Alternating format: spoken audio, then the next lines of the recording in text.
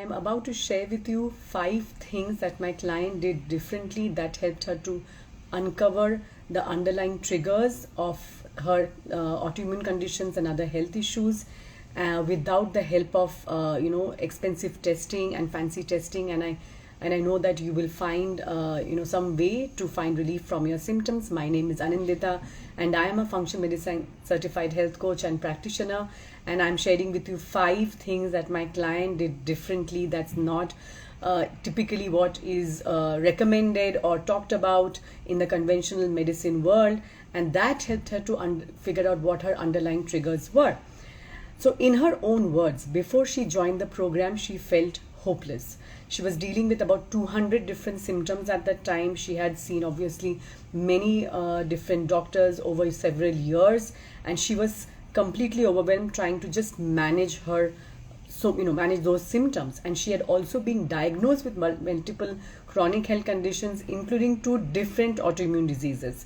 And she was on medications for severe stomach issues, digestive issues, chronic diarrheas for several years, right? And she was not getting any relief because obviously they were not addressing the root causes. And because of her weak digestion, she had a very, very limited diet. I mean, in fact, when I actually started working with her, she was hardly having any, fiber, hardly, having any different variety of foods, and that was a big problem for her. So the first thing that I did when I started working with her was that I was to simplify the process of health creation for her using the first pillar of my body-wise healing framework by connecting the dots between her various symptoms and her environment. Yes, Naila, good to see you. Nice to see you here.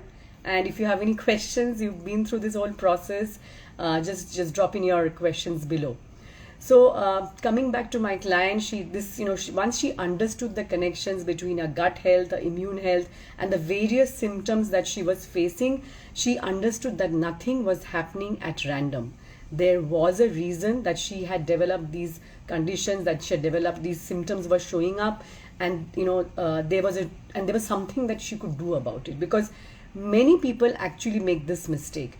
They keep thinking that these symptoms are somehow all disconnected. They keep thinking that their diseases are somehow all disparate, right? But they forget that they are one person. And even for autoimmune conditions in particular, because the names are so varied, unlike say something like cancer, you may actually be obviously mistakenly thinking that they are all different diseases. But at the root of all autoimmune conditions lies immune dysregulation, right? But the names are so disparate, like lupus, like Hashimoto's, like Graves', multiple sclerosis, right? Say rheumatoid arthritis. So all different names given to what the immune system is actually focusing on in terms of producing antibodies. So the people continue to do more and more tests. They keep doing expensive testing, complicated tests, in the hope that maybe finally they will get the answers that they're looking for. And they continue to go from one specialist to another, looking for a solution, looking for something that will give them relief. And unfortunately, that's now not what they get, because chronic conditions work very differently from acute conditions like a disease, like infections, right? So it's not that tests are not important. It's not that getting a diagnosis is not important. They certainly are important, and they are life-saving, and it is important that you figure out what diagnosis get a diagnosis so that you can actually start the right treatment. But that's not the long-term solution. Getting a diagnosis, getting medications helps you to prevent further damage, but not really address the root causes of those diseases. So, and it's because conventional medicine is just not geared up to deal with a multifactorial complex chronic condition such as autoimmune disease or any other disease for that matter. And this is the reason why no matter how many drugs you might be pelting at the symptoms that you have, whether it's 10, 20, 50, 100, 200 like my client, you manage one symptom and another one crops up.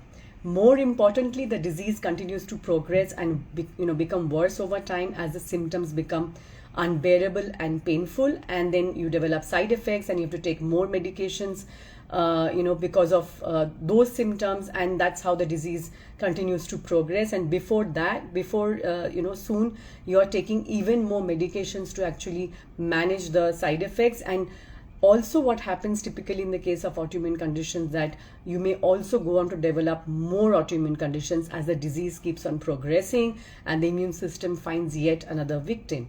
In other words, you remain stuck in what I call is a disease merry-go-round, and what I call is a weary warrior. A weary warrior is a woman who is at the mercy of her unpredictable symptoms and is frustrated by the limitations of conventional medicine treatments and other alternatives. And it's a general relief of frustration and disillusionment, right? And this is where my client was stuck when she came to work with me. And she, as we went through the second pillar, which is the reconnect pillar of the 3-pillar body-wise healing framework that I mentioned earlier, she finally understood the importance of laying strong foundations that started doing a few things differently. Like all this while, she was actually not so focused on the foundational approach. And I'll share 5 things that she did differently that finally helped her uncover the underlying triggers for her multiple health conditions, including autoimmune disease. And that made all the difference. And it was these 5 things that she began with. It was not the only thing that she did, but it was these 5 things that started her on her healing journey, that actually gave her body a chance to heal and to thrive. And that gave her more confidence and the energy to start taking even bigger and bigger steps eventually, right? So that's how we do, because we often underestimate and overlook the importance of creating a strong and healthy foundation. If you're joining me live, you can share, if you can put in your questions below. If you have anything that you want to share, please do that. Thank you for joining. And I'm talking about 5 things that my client did differently that helped her to uncover the many underlying triggers of her complex chronic health conditions. And it's all started with taking these 5 steps. Because imagine that you're building a castle, okay? Your journey is like building a castle. You're not able to actually build the castle overnight. You start by making a plan. You put in those bricks, and it's like brick by brick. Each small consistent effort actually adds up towards the goal of building that castle. And it's like taking these small steps that actually lead to the large transformation in the end, which transformation is that the bricks, the haphazard block of bricks actually breaks, and the cement and whatever else that goes into making a castle actually becomes a magnificent structure, right? So that's the transformation I'm talking about. So by taking small steps, like small changes like nutrition, like some vegetables, like a evening routine, like eating hygiene, and I'm going to share specifically what are the 5 things that she did differently that helped her reach there. And just as a castle stands the test of time, because you've finally built a foundation that is strong enough so that no matter what challenges come your way, and which they will, healing is never a linear journey. There will be ups and downs. You're able to deal with it, not only at a physical level, but also as an emotional and spiritual level. If you're joining me now, my name is Anindita, and I'm a functional medicine certified health coach and practitioner. I'm talking about 5 things that my client did differently that helped her to actually finally see the changes, finally deal with her unpredictable about 200 symptoms that she was facing at that time. And here are the 5 steps that she took to uncover the triggers, right? This is the important part. She started supporting her body's digestion by following a proper eating hygiene. Like that's where she started. That means simple things that nobody talks about, that we don't talk about, or we completely overlook, like chewing properly, no water in between meals, not being stressed while having a meal, right? As simple as that. It's a very simple, very mighty step. And I'll give you a statistic that if you are stressed while having your meal, any meal for that matter, your production of digestive juices like hydrochloric acid can go down by as much as 75 to 80%. So that's how important being relaxed is when you're having a meal. So that's as simple. The second thing that she did was she started keeping a food, mood, and energy journal, right? She started to track because she was not aware of what was actually causing her body to behave this way and the symptoms to keep showing up the way it did in her case, like so many symptoms. So what helped her was finally to start tracking it down. So food, mood, and energy journal is a beautiful way of doing that. It's a very simple way that made her realize the foods that were not suiting her. There were many foods that her body was not able to digest at that time. So foods like salads, right? We think salads are healthy, and they are, of course, and we should be having them, but not everyone is able to digest a salad, and her gut was not in a position to digest a salad, so she actually had to go off the raw foods, right? It had to be only cooked foods in her. So this is a thing that a lot of people actually mistake when they get into a particular diet. They get onto a diet rather than the diet that their body actually needs right now. So the first thing I mentioned, the first thing that she did differently, which helped her to uncover the underlying triggers of her autoimmune condition, was following an eating hygiene. The second thing that she did was starting to keep a food, mood, and energy journal just to track foods and then track how she was feeling in her body. The third thing is, rather than focus on food elimination, remember I told you that she was already off many foods. She was hardly eating anything. She started introducing foods into her diet under my guidance. So we went very slowly because her gut had become, her stomach had become extremely sensitive, and anything and everything could set off a diarrhea. So we went very slowly and slowly introduced back some of the foods that her body needed desperately. So high magnesium foods, for example. So slowly we started introducing not raw but cooked foods, say leafy greens and broccoli. So everything was cooked in her case. Nothing could be raw because her stomach couldn't digest it at that time.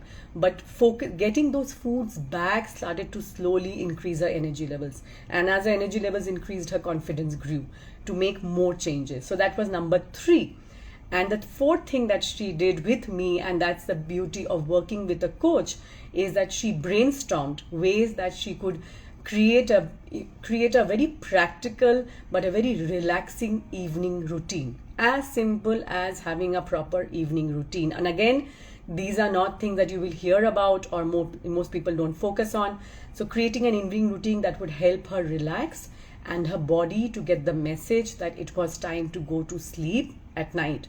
That is how powerful it can be, because her sleep was not that great, and this helped to some extent. Of course, these are steps that she took at the beginning, and there were many other things that she did, but these all added up and these all helped her to get started. So an evening routine that she and I brainstormed together, and that's when it works, not just me telling her what to do. And simple things like getting off screen an hour earlier, maybe having a relaxing bath at night. It depends on what you want, right? What makes sense for you. So we did that, and that helped her to actually sleep better at night. So that was the fourth thing that she did, right? So the number one thing that my client did differently that helped her to uncover the triggers of her almost 200 symptoms when we started working together. She was on many medications for her severe diarrhea, chronic diarrhea, severe stomach pain and all, and nothing seemed to be working. The number one thing that she did differently was she started supporting her body's digestion by practicing proper eating hygiene, as simple as chewing your food properly, right? We completely overlook this aspect.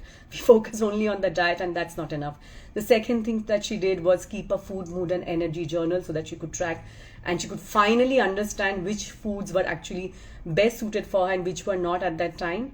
Number 3 was that she focused, rather than focusing on food elimination, we focused on actually adding back foods that was going to nourish her body, because her body desperately needed them. As simple as nuts and seeds and leafy vegetables, but all in cooked form that her body could actually digest properly. And number 4 was that she brainstormed ways with me to incorporate and implement a very practical evening routine that would prime her body and her brain to relax and sleep at night. And number 5, she implemented a daily gratitude practice. Like, again, Very simple, but a very, very powerful practice if you can actually find a way to bookend your day, right? If you're watching this on live, if you have any questions, do make sure. If you have any thoughts, if you like what I have to say, just drop a heart emoji. Some things, because some of these things we don't really talk about, or most people don't talk about, and we underestimate the importance of laying a very, very strong foundation for healing. So the daily gratitude practice was the last thing that I am going to talk about, where she at the end of the day, she would actually write down, and even in our sessions, like, we would actually show gratitude and appreciation towards her body. And there's so many different ways of doing that, through journaling, through guided visualizations, through a body scan. And she said implementing it little by little, and all of these added up, and this helped her to realize what she was doing wrong in terms of her diet, in some terms of other things that she had actually, nobody had actually pointed out to her, right? Whether it's screens just before bed, that was actually hampering her sleep. And if you don't get enough sleep, then your body doesn't actually heal and repair at night. Your brain doesn't function in the morning, right? Small things, but they have a compounding effect and lead to huge gains eventually, right? You will not see the difference overnight, but if you can continue to be on this path for a long enough time, then you start seeing the compounding effects of these small but mighty steps, and that is what leads to your transformation, right?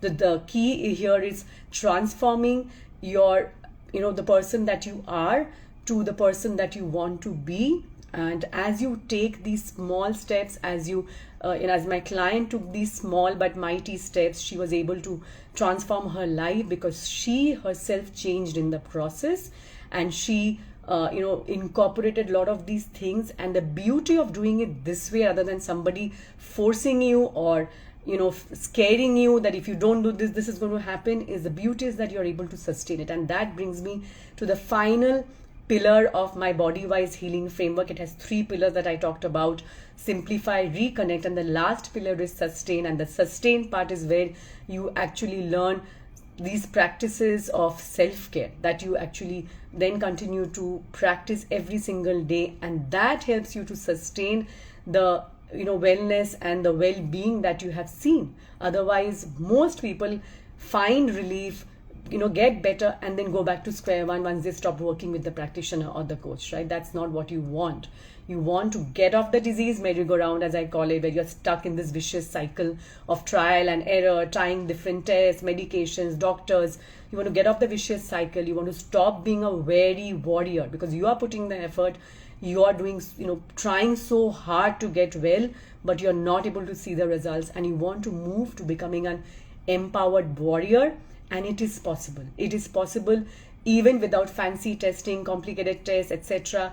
At least as a foundation building, right? You may eventually need to do that, but this can be done by anyone. This is what my client had to say, and I'm going to share it word by word, because the transformation that she experienced really blew her mind. And this is what she had to say in her own words: working with you helped me regain the confidence that every day brings a new light to get better and healthier, that there is no need to give up and feel helpless, that there is always a way forward. Like, this is in her own words. And if you remember, the word that she used when we started working together was hopeless, right? She was without hope, and this is a transformation that she saw in 6 months, and this is a transformation that is possible. And the reason I shared the different steps that she took, the 5 different steps that she took, because they are all possible for you to take as well, right? They are not complicated.